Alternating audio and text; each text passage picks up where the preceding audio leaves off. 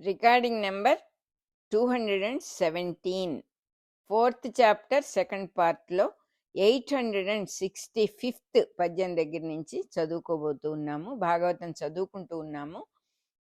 పురుషునిలోని అంతర్యామియగు ఆత్మకు సంసార బంధము దేని వలన కలుగుచున్నది? ఈ భావములు తన మనస్సునను వాని వలన తెలియబడు వ్యక్తులు పరిసరములలోనూ ఉందురు. వారితో సంబంధములు కూడా తన మనస్సుననే ఉండును గాని వారి యందుండవు. ఈమె నా భార్య అన్నప్పుడు తనకే భార్య గాని ఆమె భార్య కాదు గదా. ఆమె పుట్టుక చేతనే భార్య అయినచో అందరికీ భార్య కావచ్చును. కనుక భార్య తన మనస్సులోనూ వ్యక్తి తనకు వెలుపలను ఉన్నది. తన్ను బంధించున్నది భార్యయే గాని వ్యక్తి కాదు. ఇట్లు భార్య, బిడ్డలు, డబ్బు అనువాని యందు చిక్కుకొనుటకు పరిహారం ఎట్లు? వ్యక్తుల రూపమున సంచరించుచున్న అంతర్యామిని జ్ఞప్తియందుంచుకొనుట ఒక్కటే పరిష్కారము. అప్పుడే వారిపైనున్న భావములు కరగిపోవును. ఇదియే వాసుదేవుని పాదపద్మములను కొలుచు మార్గము. సంసార బంధము తొలగుటకు రెండవ మార్గము లేదు. ఈ మార్గమునే భక్తి అందురు. ఇట్లు పుట్టిన అభ్యాసపూర్వకమగు భక్తి వలన తానేర్పరచుకొనిన భావములపై పట్టు సడలును. ఇట్లు సడలుటయే నిజమైన వైరాగ్యము. వ్యక్తులను విడిచిపోవుట వైరాగ్యము కాదు. దానితో నిజమైన జ్ఞానము కలుగును. తన మనస్సు, భావములు, పరిసర వ్యక్తులు, భ్రాంతులు అన్నియును దేవుని అంతర్యామిత్వము అని తెలియును. నిజమైన భక్తి అభ్యాసమగుటకు సులువైన మార్గము దేవుని కథలను రమ్యముగా చెప్పుకొనుట ఒక్కటియే. శాస్త్రములు, వేదాంతము మున్నగునవి అక్కరకు రావు. ఈ సత్యమైన మార్గమున వాసుదేవుని చరణముల ఆశ్రయము లభించును.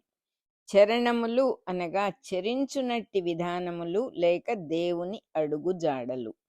భక్తిని అభ్యసించుటకు దేవుడనగా ఎట్టివాడు? సృష్టికిని వానికి గల సంబంధం ఎట్టిది? సృష్టితత్వములు ఎన్ని విధములు? స్థూల సూక్ష్మ కారణదేహములనగా ఎట్టివి? మొదలగు చొప్పదంటు ప్రశ్నల వలన లాభము లేదు. భగవంతుని అవతార కథలను రమ్యముగా వర్ణించుకొనుట, ఆసక్తితో వినుట ఒకటే మార్గము. ఇట్లు కీర్తించుకొని వినుచుండుట వలన రసవంతమైన విశ్వాసము కలుగును. తత్వచింతనచే ఇది కలుగకపోగా తానెరిగినది ఇతరులకు తెలియదు అని గర్వము పెరుగవచ్చును. కథాశ్రవణ కీర్తనములచే సంసార బంధము తొలగును. మంచివారు, నిర్మల హృదయముతో జీవించువారు, భగవద్గుణములను కీర్తింపగలవారు, ఒకరు కీర్తించినచో విని ఆనందింపగలవారు, పుణ్యజీవితము గడుపువారు భాగవతులు అనబడుదురు. వారున్న తావులకు చేరుకొనవలెను.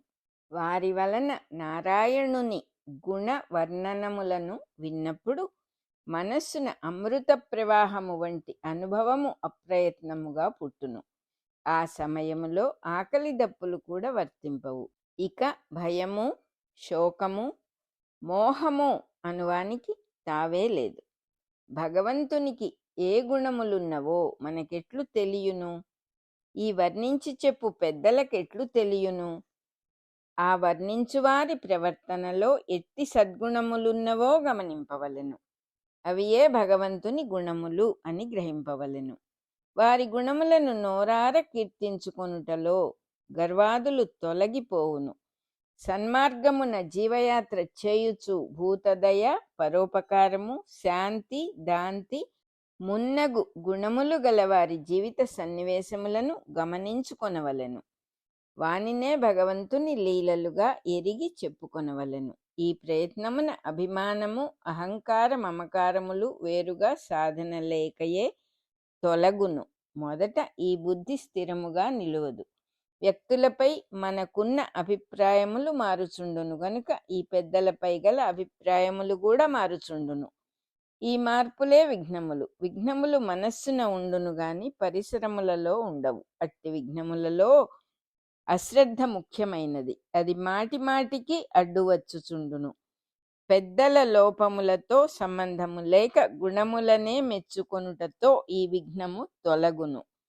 వారిలో లోపములున్నచో మనకు ప్రమాదము కలుగదు అని తెలియవలెను. వానిని గుర్తించినచో ఈ గుర్తింపు మన మనస్సున కలుగును గనుక దాని వలన మాత్రమే నష్టము కలుగును. గుణములను మెచ్చుకొనుచు నిరంతరము పెద్దలకు సన్నిహితముగా మెలగుట వలన వారి ప్రభావము సాధకునిపై ప్రసరించును. ఇట్లు పనిచేయుటనే సాన్నిధ్యము అందురు. అయస్కాంతము వంకరగా ఉన్నచో ఇనుప ముక్కకు వచ్చిన నష్టము లేదు. దాని సామీప్యము వలన అయస్కాంతత్వమొక్కటే పనిచేయును. ఈ సత్సాంగత్యమే లేనిచో స్వయం కృషి చేత నిష్ట కుదురుట ఎంతటి వారికిని సాధ్యము కాదు. జీవులకు ఆకలి దప్పులు మున్నగునవి సహజములు. అవి నిత్యము ఎదుర్కొని పని కల్పించుచుండును. వాని బాధలు సోకినచో సాధకుని మనస్సు దైవప్రజ్ఞ యందు ఏకధారగా పని చేయదు. ఆకలి దప్పుల ప్రాబల్యము సమస్యలుగా పరిణమించి అవియే ముఖ్యమైన పనులుగా ఏర్పడినచో కాలము వేగముగా ఆయుర్దాయమును కబళించుచుండును. దీనినే తీరుబడి లేకుండుట అందుము. దైవ చింతనాదులకు తీరిక లేనట్లు భ్రమ కలుగును. ఇంతలో ఆయువు అయిపోవును. భౌతిక దేహమున తాను తిన్నగా ఉండగా జలుగవలసినదే సాధన గాని దేహము విడిచిన వెనుక ఏ సాధనము జరుగదు. శరీరమే ధర్మ సాధనమునకు మొదటి కారణమని పెద్దలు చెప్పుదురు. ఈ వాక్యమును అనుసరించి దేహము ముఖ్యముగా మోక్షధర్మమునకు సంబంధించినది. దానికి తీరుబడి లేకుండా గడిచిపోవు కాలమే మృత్యువు. దేహము విడుచుట మృత్యువు అని పెద్దలెవరునూ అంగీకరింపరు. తీరుబడి లేకుండుటయే మృత్యువు. ఈ ఆపద నుండి తప్పించి ఆత్మసాధనకు తీరుబాటు కలిగించుకొనవలెనన్నచో ఆకలి దప్పుల ఎందుకన్నా దైవము ఎందే రుచి ఎక్కువ ఏర్పడవలెను. అనగా ఆకలి దప్పులు అనాదరింపబడవలెనని అర్థము కాదు. వానికై చేయు లోక వ్యవహారములలో ఎక్కువ భాగము అనావశ్యకము అని తెలియవలెను. అభిరుచి దైవోన్ముఖముగా బలపడుటకు సజ్జన సాంగత్యము తప్ప మరి ఒక మార్గము లేదు. అది లేకుండా బ్రహ్మ జిజ్ఞాస చేయుట, యోగాభ్యాసము గూర్చి చర్చించుట మున్నగునవి చీట్ల పేక వలె కాలక్షేపమునకు పనికివచ్చును. పెద్దల సాంగత్యము వలన సర్వేశ్వర గుణకథా కథనము అమృత వాహినిగా సాగును. అనగా మృత్యుభీతి ప్రవేశింపకుండా అఖండముగా సాగును. అంతర్యామి నుండి ఏమరుపాటే మృత్యువు. ఇందు కొంచెము సందున్నను భయము దూరును అని తైత్తిరీయోపనిషత్తు చెప్పుచున్నది.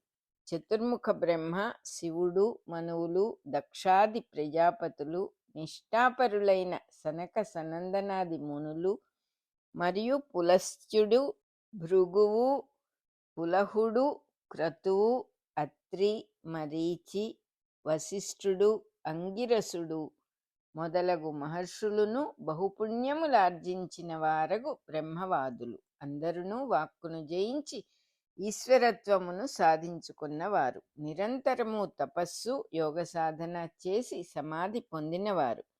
పరిపూర్ణ మనస్సుతో నిరంతరమైన దైవధ్యానము చేయుచున్నవారు. వారైనను భగవంతుని సర్వసాక్షిగా గురుతుంచుకొనినప్పుడే ముక్తులగుచున్నారు. లేనిచో వారికి కూడా అన్వేషణము చేసియూ చూడలేని స్థితి కలుగును. ఇట్లనుటచే వీరందరినీ తక్కువ చేయుట కాదు. వీరందరూ సృష్టింపబడిన వారే కనుక పుట్టుకచే అంతర్యాములు కాజాలరు. భగవంతుడు తత్వము చేతనే అంతర్యామి. అతని యందు సృష్టి అంతయు జరుగుచున్నను అతనికి ఏమరపాటు కలుగుట సంభవము కాదు.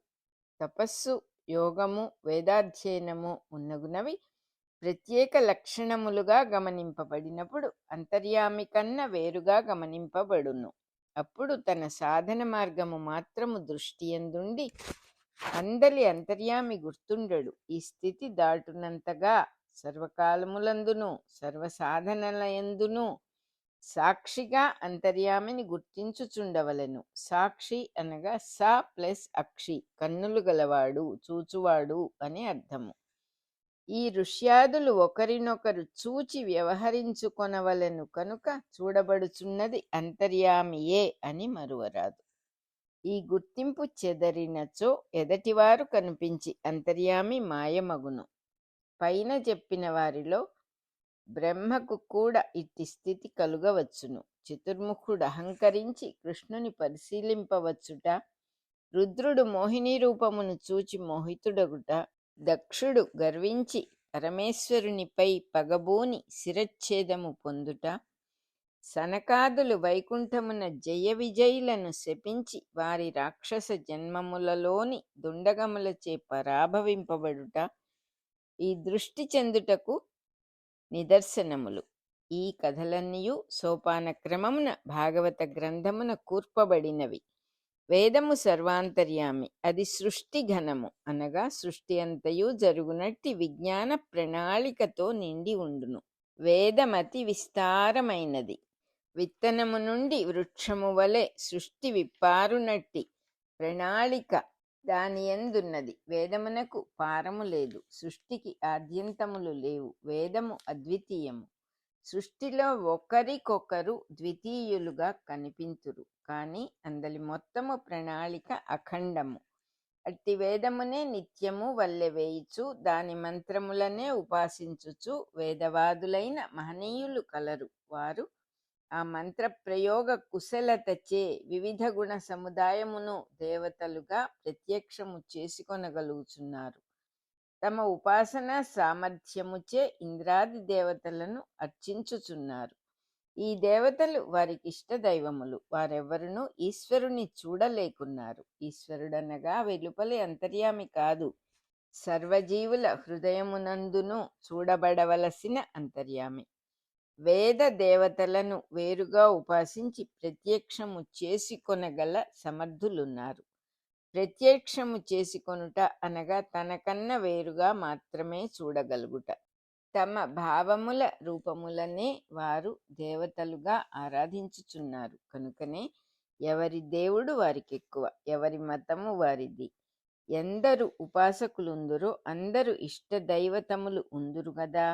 ఒకే దేవత విషయమున ఇద్దరు సాధకులు వేరువేరు రూపములను కల్పించుకొనుచున్నారు. మార్కండేయుడు చూచిన శివుడు వేరు, రావణాసురుడు చూచిన శివుడు వేరు. ఇద్దరు విష్ణు భక్తులు నారాయణ మంత్రమును ఉపాసించినను ఎవరి విష్ణువు వారికి ప్రత్యక్షమగును. ఒకరి విష్ణువు శత్రువులను చంపును, ఇంకొకరి విష్ణువు లోకములను కాపాడును.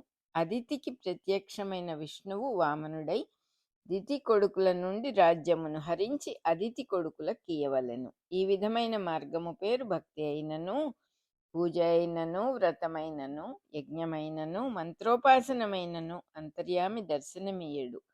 శివమంత్రము చేసినను విష్ణుమంత్రము చేసినను అంతర్యామి కనబడడు. అంతర్యామిని సాధించుటకై ఇంకను పెద్ద మంత్రమెచ్చట ఉండునో వెదకుచుండును.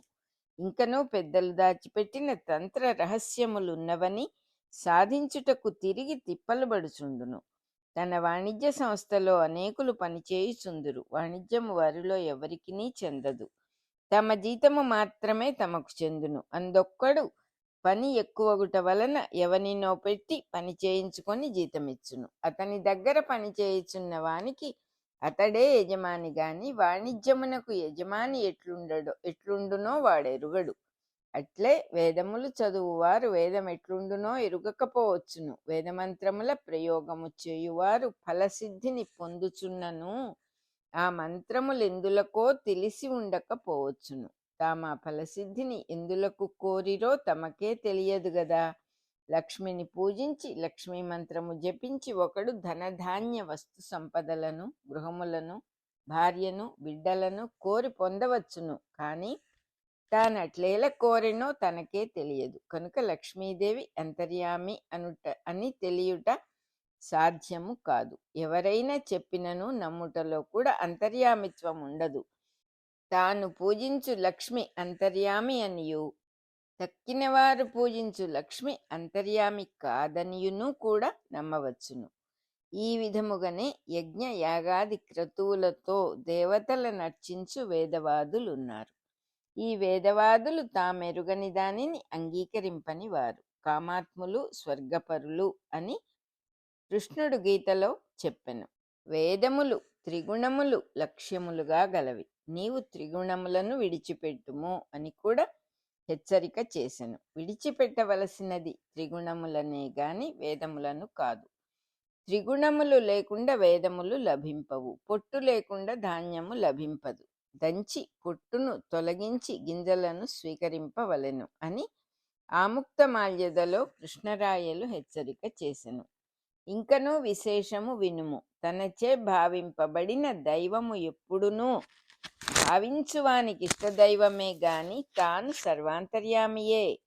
కిటికీ నుండి కనిపించు ఆకాశము చూచువానికి చువ్వల నడుమ ఉండును గాని తాను అవ్వలనే ఉండును. అట్టి భగవంతుడు ఎప్పుడెవనిని కరుణతో చూచి అనుగ్రహించునో అప్పుడే వాడు మహితాత్ముడగును. మహితాత్ముడనగా అంతర్యామి అంత ఆత్మ కలవాడు. బ్రహ్మము నెరిగినవాడు బ్రహ్మమే అగుచున్నాడు అని మహావాక్యము. అతడెప్పుడు దీనిని చూచునో అప్పుడే అతడు చూచినవాడగును అని మరి ఒక మహావాక్యము. ఏ సాధకుడు దైవమును చూచునో అతడే నిజముగా చూచినవాడని ఒక అర్థము. దైవము ఎవని తిన్నగా చూచునో అట్టి సాధకుడే తిన్నగా చూచునని మరి ఒక అర్థము. దైవము ఎవనిలో నుండి తన్ను చూచునో అతడు సాధకుడై అనుగ్రహింపబడునని మరి ఒక అర్థము. నేను ఈ జీవుల యందు లేను, ఈ జీవులు నా యందున్నారు కనుక నేను వారి యందున్నాను. నేనున్నాను గనుక వారును నేనున్నానను స్థితిని పొందుచున్నారు అని గీతలో కృష్ణుడు చెప్పెను. సాధకునకు సాధన కర్తవ్యమే గాని సిద్ధికి కారణము కాదు. సాధన లేనిచో సిద్ధి రాదు. సాధన చేసినచో సిద్ధి కలుగవలెనని నియమము లేదు. రైలు టిక్కెట్టు కొననిచో ప్రయాణము విధానము కాదు. కొన్నంత మాత్రమున ప్రయాణము తథ్యము అనలేము. సాధన జరుగుచుండగా దైవం అనుగ్రహించును. దాంపత్యము లేనిచో బిడ్డలు పుట్టరు. దాంపత్యము సాధించినచో బిడ్డలు పుట్టునని లేదు. పుట్టుటకు కారణము వేరు. సాధన జరుగుచుండగా అనుగ్రహించుటకు అంతర్యామి భగవంతుడుగా దిగివచ్చును. అంతర్యామికిని భగవంతునకును భేదముండదు. అంతర్యామి అనగా సమస్తము తన యందున్నవాడు. భగవంతుడనగా సమస్తము నుండి మనకు కావలసిన శక్తి సామర్థ్యాదులను తన భూషణములుగా అలంకరించుకొని దిగివచ్చువాడు. భూషణములు ఆయుధములు అను రూపములతో పేర్లతో శక్తులను ధరించి తన మాయతో తిరిగి వచ్చును. గరుడినిపై లేక గరుడుని రూపమున దిగి వచ్చును అని నారాయణ కవచము చెప్పుచున్నది. భగవంతుడు అనుగ్రహింపవలెనన్నచో అతడు భగవంతుడు అను నమ్మకము చాలదు. అంతర్యామి అను బుద్ధి కలుగవలెను. వాని శక్తులు చూచి నమస్కరించు వారికి దేవుడు మోసపోడు. నిదర్శనమక్కరలేక నమ్మువారే అనుగ్రహ పాత్రులు అని యేసుక్రీస్తు హెచ్చరించెను. మంచివాడైన న్యాయాధికారి ఒక నిందితుని అనుగ్రహింపవలనన్నచో ఆ నిందితుడు మంచివాడని అతనికి తెలియుటయే కారణమగును గాని అతడు న్యాయాధికారికి పెట్టు నమస్కారము గాని అర్పించు లంచము గాని కాదు. తాను నిర్దోషి అని అతడు గ్రహించుటొక్కటే అనుగ్రహ కారణము. కనుక న్యాయాధికారికి మ్రొక్కినచో లాభము లేనట్లు భగవంతునకు మ్రొక్కి లాభము లేదు. ఇష్టదైవము రూపమైన అంతర్యామికి తల వంచి హృదయము సమర్పింపవలెను. భగవంతుని యందు అంతర్యామి బుద్ధి కలుగుట అనగా అంతర్యామి గురువో సజ్జనుడో తండ్రియో తల్లియో అను రూపము ధరించి కనిపించినప్పుడు ఆ రూపముల యందు అంతర్యామి బుద్ధి నిలుపవలెను. అప్పుడే సాధకుడు జ్ఞాని అగును. అప్పుడే మహితాత్మకుడగును. మహితమైన ఆత్మ అనగా సర్వాత్మ, జ్ఞాని అనగా నేనే తానే అని నా మతము అని గీతలో కృష్ణుడు చెప్పాను. మన రికార్డింగ్ నంబర్ 217 అయిపోయింది. చతుర్థ స్కంధం సెకండ్ పార్ట్లో 865 పద్యం నుంచి 875 పద్యం వరకు చదువుకున్నాం.